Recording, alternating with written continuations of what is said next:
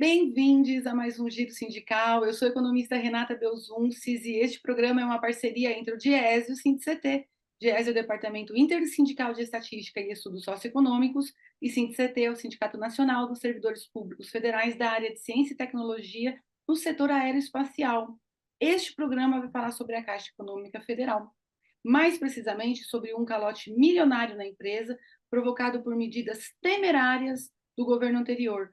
E quem conversa com a gente sobre esse assunto é o sociólogo Felipe Barreiros, ele que é técnico do DIESE na Federação Nacional das Associações de Pessoal da Caixa Econômica Federal. Obrigada, Felipe, por aceitar o nosso convite. Bem-vindo a esse Giro Sindical.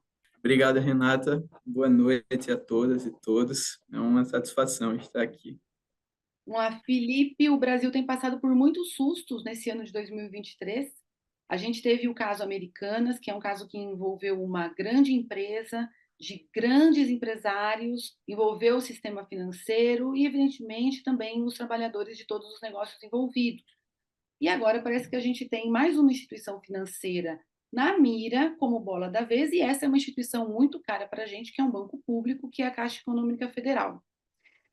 A gente vai falar um pouquinho do que foram os empréstimos concedidos no ano passado, que podem ter deixado um rombo, um calote na empresa. Calote esse que não foi por falta de aviso, porque a Contraf, que é a Confederação dos Trabalhadores do Ramo Financeiro, alertou, outras organizações da sociedade civil também alertou o quanto era temerário oferecer empréstimos nas condições em que a Caixa fez no ano passado e com um viés bastante tido enquanto eleitoreiro com vistas à reeleição do então presidente Jair Bolsonaro. Conta para gente quais foram esses empréstimos, quem foram os seus tomadores.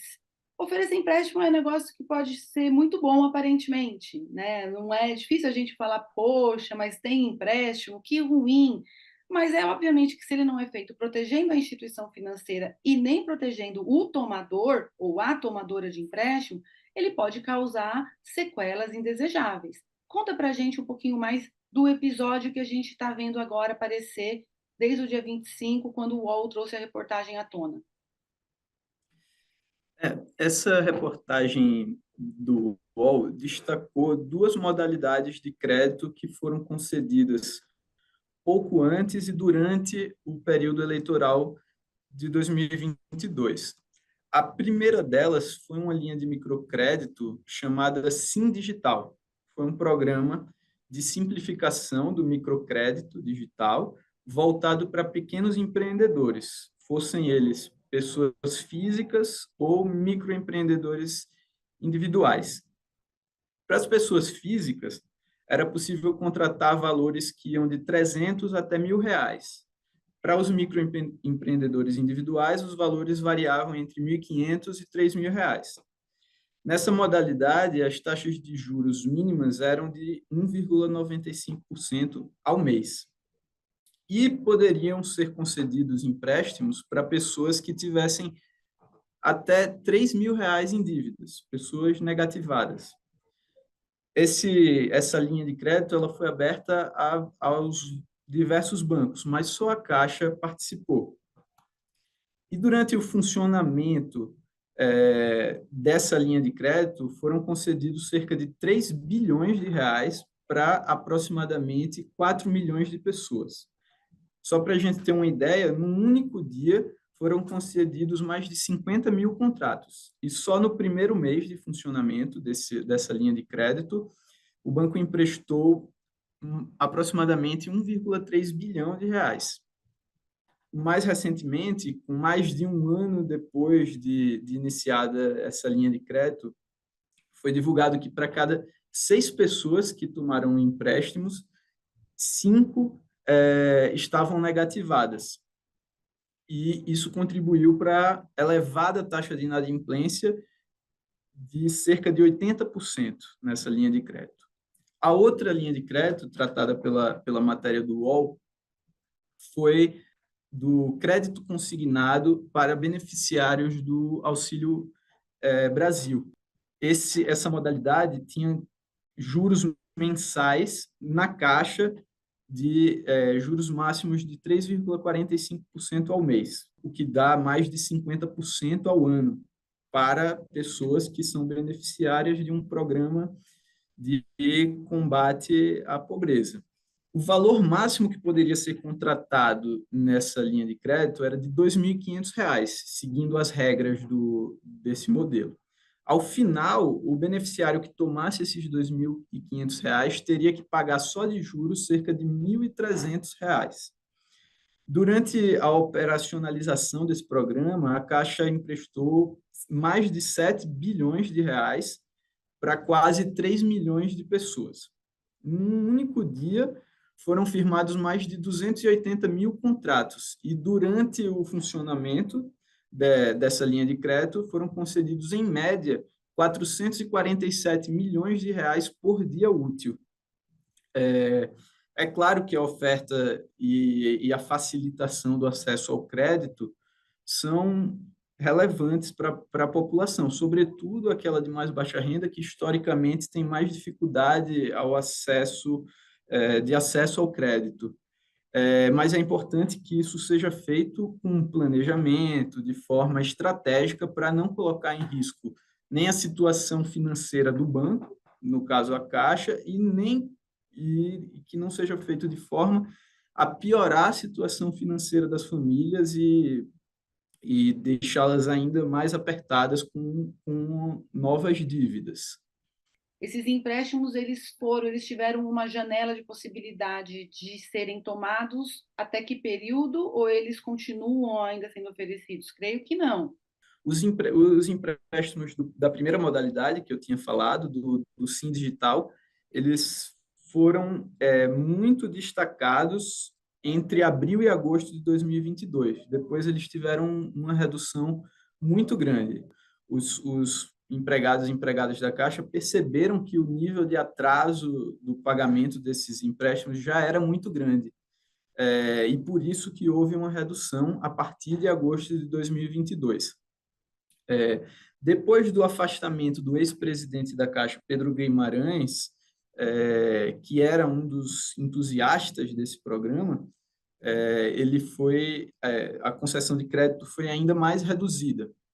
No caso do consignado do Auxílio Brasil, 99% do crédito concedido aconteceu entre o primeiro e o segundo turno das últimas eleições. Atualmente ele não está em vigência, mas chama muita atenção que o período em que ele foi concedido foi justamente o período entre os dois turnos das últimas eleições. 99% do total do montante foi concedido nesse período, e só 1% depois do segundo turno. Então, continuem com a gente, o Giro Sindical volta já.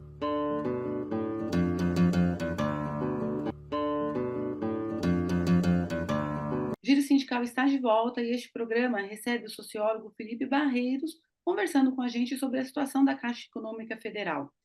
Felipe, a gente alertou já também no primeiro bloco que quando essas medidas elas vieram a público, e é evidentemente que elas foram muito bem aceitas por muitas pessoas endividadas, pessoas que estão fazendo jus a receber transferência de renda na condição de pobreza, evidentemente que ela foi muito bem recebida, e houve todo o alerta para proteger o banco e para proteger as pessoas também, para não endividá-las ainda mais de maneira irresponsável. Mas é um aspecto que você falou no último bloco, logo ao finalzinho, sobre o empréstimo do Auxílio Brasil, o consignado a partir do Auxílio Brasil, que teve uma vigência entre o primeiro e o segundo turno. Esse teria sido o elemento que mais permite a gente dizer que essa medida teve um caráter eleitoreiro, ou você vê mais elementos que fazem jus a essa afirmação? Eu acho que esse é um fator importantíssimo. Nos dois casos, o tempo de funcionamento dessas linhas de crédito, pouco antes do período eleitoral e durante o período eleitoral, isso é uma característica importante para que a gente possa afirmar que foram medidas eleitoreiras. Mas eu acho que não é só isso. Algo que foi destacado pela matéria foi, por exemplo, foi que esses empréstimos eles afetaram o índice de liquidez de curto prazo da Caixa. e fizeram com que esse índice chegasse ao menor patamar da série histórica. Ou seja, é, a concessão dessas modalidades de crédito, sem o planejamento devido, sem as estratégias devidas, eles foram prejudiciais à sustentabilidade financeira do banco, ou seja, colocaram em risco a capacidade de liquidez do banco e colocaram, em primeiro lugar, as intenções eleitoreiras e, em segundo lugar, a capacidade de sustentação do banco. Liquidez é um conceito, uma construção teórica que diz respeito à capacidade de transformação dos ativos em dinheiro e algo que é relevante para honrar os compromissos financeiros de uma empresa. Para mensurar a liquidez de uma empresa, foram criados índices, indicadores. Um desses índices, é esse que foi tratado na matéria do UOL, que é o indicador de liquidez de curto prazo. Ele se refere à relação entre os ativos de alta liquidez e o montante necessário para suprir as saídas de caixa num cenário de crise severa de 30 dias.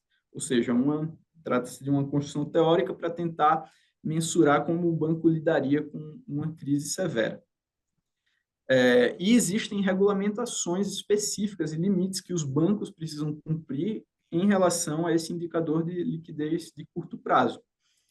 E é importante cumprir essas regulamentações para garantir a solidez tanto do banco quanto do sistema financeiro. Essa redução brusca do índice de liquidez de curto prazo deixou em risco tanto a situação do banco, a solidez do banco, quanto a solidez do sistema financeiro como um todo, ou seja, colocou em risco todo um setor da economia em prol de interesses nas últimas eleições. E uma outra coisa também que a matéria do UOL não trata, mas que é importante ressaltar aqui, é que existe um outro indicador de liquidez, chamado indicador de liquidez de longo prazo. E esse indicador de liquidez de longo prazo também chegou ao seu menor valor em dezembro de 2022, ou seja, é bastante provável que esses empréstimos tenham afetado também esse outro indicador de liquidez. Eu acho que é importante rememorar alguns elementos de um prazo mais longo, de uma temporalidade maior. Desde 2016, foram tomadas algumas medidas que reduziram o papel do Estado na condução das políticas econômicas. E eu acho que duas delas têm a ver com o debate das linhas de crédito que foram oferecidas pela Caixa. O primeiro desses eventos foi a reforma trabalhista, que resultou numa precarização do trabalho, fez a informalidade chegar a patamares elevadíssimos e aumentou o número de pequenos empreendedores, que compuseram justamente o público-alvo daquela linha de crédito do Sim Digital, que era voltada aos pequenos empreendedores. Foram tomadas anteriormente medidas que prejudicaram a regulação do trabalho e há poucos meses das eleições foram ofertadas formas de auxílio justamente para as pessoas que haviam sido prejudicadas por aquela medida anterior. Isso mostra que a preocupação não era com o bem-estar das pessoas, eles estavam preocupados muito mais com a eleição do antigo presidente, em tentar angariar novos votos. E vamos voltar lá ao papel da Caixa Econômica Federal, que tem um papel social importantíssimo no país.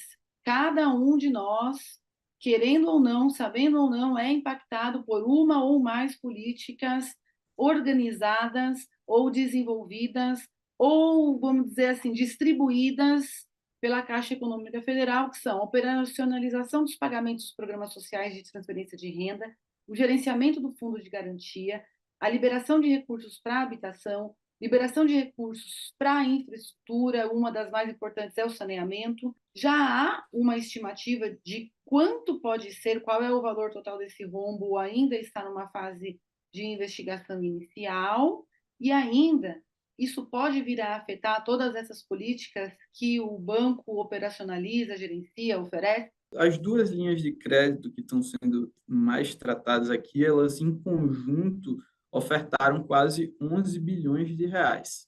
No caso do Sim Digital, é, foi pôde-se perceber que uma política de microcrédito é algo bastante complexo e que não é, pode ser elaborado assim às pressas. No entanto, justamente por esse caráter eleitoreiro que foi tratado anteriormente e pela pressa que seus idealizadores tinham em implementá-lo, não foram esse programa ele não foi muito bem pensado, e a saída que seus idealizadores tiveram para colocá-lo em prática rapidamente foi a construção, a implementação de um fundo garantidor com recursos do FGTS. Esse fundo garantidor tinha o valor de 3 bilhões de reais.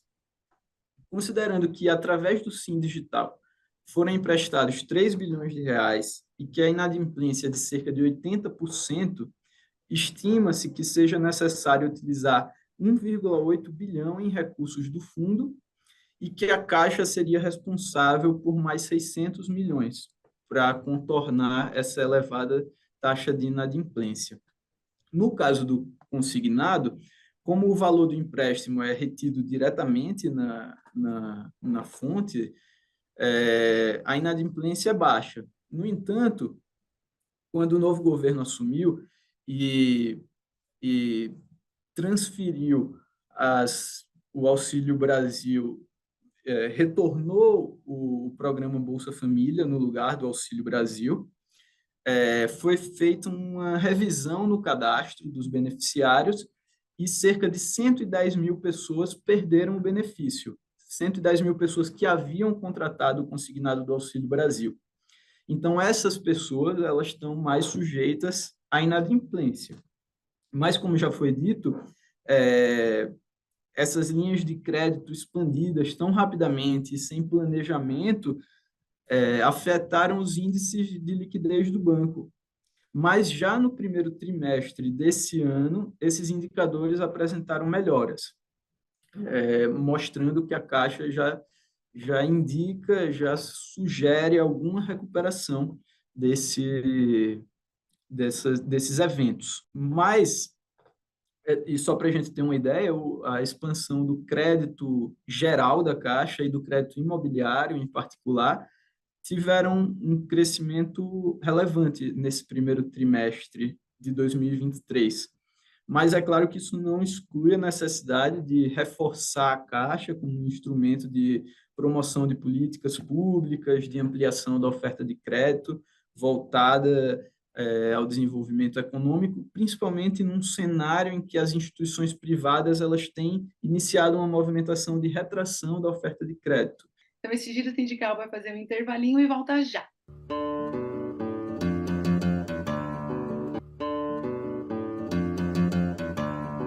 Giro Sindical está de volta e este programa recebe o sociólogo Felipe Barreiros e nós estamos aqui conversando sobre a Caixa Econômica Federal. E a Caixa tem sim o papel de prover empréstimo para as pessoas mais vulnerabilizadas, mas que isso tenha que ser feito em condições em que não as vulnerabilize ainda mais. E toda a sua explicação vai sempre remetendo a origens dessas vulnerabilidades, né?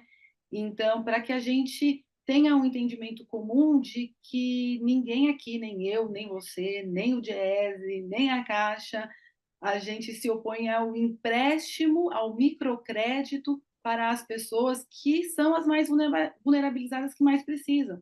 Mas que, a depender da maneira como isso é feito, não resolve o problema delas, e sim piora o problema delas. Cobrar 50% de juros de quem recebe transferência de renda pela condição de pobreza é algo, no mínimo, paradoxal. Agora, conta para a gente se estão sendo tomadas medidas para sanear este rombo, se tem possibilidade de puxar mais linhas aí nesse emaranhado e mais elementos virem à tona, ou se é um setor que está controlado, está delimitado, né? E o que se fala, Felipe, sobre a responsabilização deste calote? Saiu uma matéria, né, nessa semana, com declarações da presidenta da Caixa, Rita Serrano, que anunciou que as medidas que foram tomadas estão sendo investigadas pelos órgãos competentes e também internamente pela Caixa.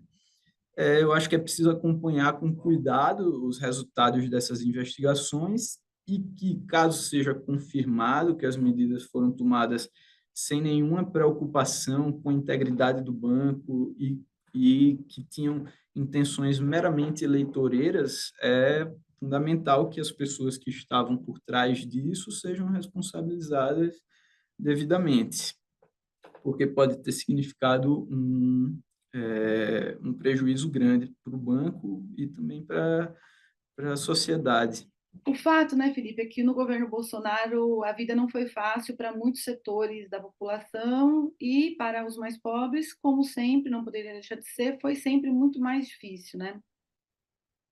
Na Caixa, nas instituições de Estado, a gente teve momentos muito tristes para a história da Caixa Econômica Federal, como foi o envolvimento do ex-presidente Pedro Guimarães em escândalos de assédio sexual e assédio moral, sobretudo a mulheres, né?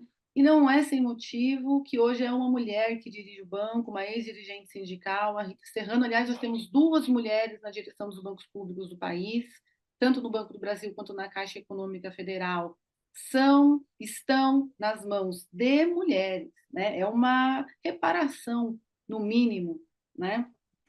Agora, eu queria te perguntar, observando todo esse cenário, o que que a gente espera aí para o futuro da Caixa, agora sobre a direção de uma ex-dirigente, uma mulher, e também baixo, evidentemente, sobre um outro governo. Entre 2002 e 2015, 2016, há uma tendência ao crescimento, por exemplo, dos ativos, da carteira de crédito, do número de empregados, do número de agências, entre outras coisas. E de 2015, 2016 até 2022, muitos desses dados eles passam a ter uma tendência à queda. Então, os ativos são reduzidos, as operações de crédito também são reduzidas, o número de empregados, as agências, e não por acaso coincide com uma mudança de governo e, consequentemente, de projeto político, de percepção sobre o Estado, de percepção sobre o papel que o Estado deve ter na economia e, em consequência, que um banco público deve ter na economia. Os governos que assumiram a partir de 2016, eles tinham um projeto claramente de esvaziamento do Estado. Isso significou também um esvaziamento do papel da Caixa a partir de 2016 e que precisa ser recuperado. Então, esse rombo tratado na matéria do UOL, ser tratado em linha, num prazo ainda maior. Ele não se resume a essas duas medidas e tem muito mais a ver com a compreensão que esses governos anteriores tinham sobre o papel que um banco público, como a Caixa, deve exercer. Agora, assumindo um outro governo que tem um compromisso democrático com a inclusão das pessoas historicamente excluídas, de combate às desigualdades constituintes do Brasil, espera-se que os bancos públicos eles sejam fortalecidos e que possam atuar naqueles nichos e desempenhar os papéis que são clássicos dos bancos públicos. No caso da Caixa, por exemplo, na promoção do crédito habitacional, no crédito voltado ao saneamento, que são problemas históricos da sociedade brasileira, o déficit habitacional, mas é preciso que esse crédito ele que ele seja feito com planejamento, de forma estratégica, diferente das modalidades de crédito que foram tratadas aqui. É preciso que o crédito seja fornecido com objetivos de redução do déficit, de diminuição das desigualdades, que isso possa servir como um meio combate às desigualdades, o combate ao déficit habitacional possa servir como um meio para o desenvolvimento econômico do país, para o desenvolvimento econômico do banco. O que tem que ser perseguido, de uma forma geral, por um banco público como a Caixa, não são exclusivamente seus resultados financeiros, contábeis, são os resultados sociais, a promoção do bem-estar, e é isso que se espera que, nesse novo contexto, a Caixa possa ser fortalecida e cumprir esse papel. Então, com isso, nós chegamos ao fim de mais um Giro Sindical e eu queria agradecer demais a participação aqui do Felipe Barreiros, o meu colega de Diese. Obrigada, Felipe. Obrigado, Renata, foi uma satisfação para mim. Muito obrigado. Seguimos. Tchau, tchau.